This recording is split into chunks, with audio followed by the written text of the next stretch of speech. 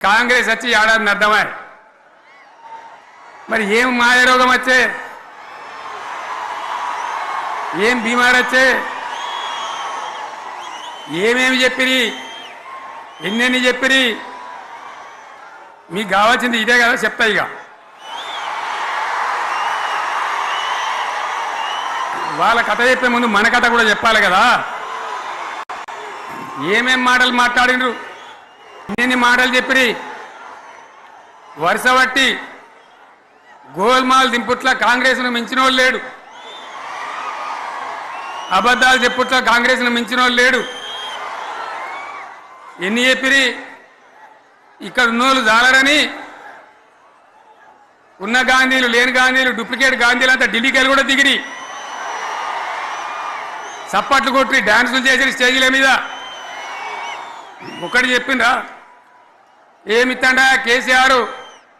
రైతు బంధు 10,000 ఇస్తాడు మేము 15 ఇస్తాం చెప్పిండ్రా లేదా చెప్పిండ్రా ఇచ్చుడు కాదు చెప్పిండ్రా 10,000కి 15,000 ఇస్తామని అన్నారా కేసీఆర్ పెన్షన్లు 2,000 ఇస్తాడు మేము 4,000 ఇస్తాం చెప్పిండ్రా ఇంకేం చెప్పిండ్రు కేసీఆర్ ఇంట ఇద్దరుంటే ఒక్కరికే ఇస్తాడు మేము ముసలోనికి ఇద్దరికి ఇస్తాం చెప్పిండ్రా లేదా అన్న మీరు మధ్యన్న వాళ్ళు చెప్తలేరు చెప్పిండ్రా ఇవన్నీ కాంగ్రెస్ వాళ్ళు చెప్పిండ్రా చెప్పిండ్రు వాళ్ళు ఒకసారి చేయలేవట్టారు దయచేసి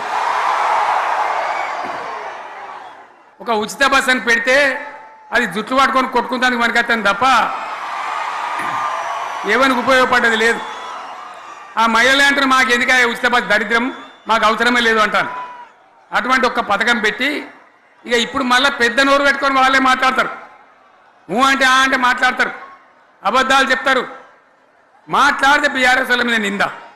మాట్లాడితే కేసీఆర్ మీద నింద ఇది ఒక అలవాటు చేసుకొని ఎవరికి నోరుంటే వాంతే లెక్క అనే పద్ధతిలో అడ్డమైన మాటలు మాట్లాడుతూ చాలా ఘోరంగా మోసం చేస్తూ ఉన్నారు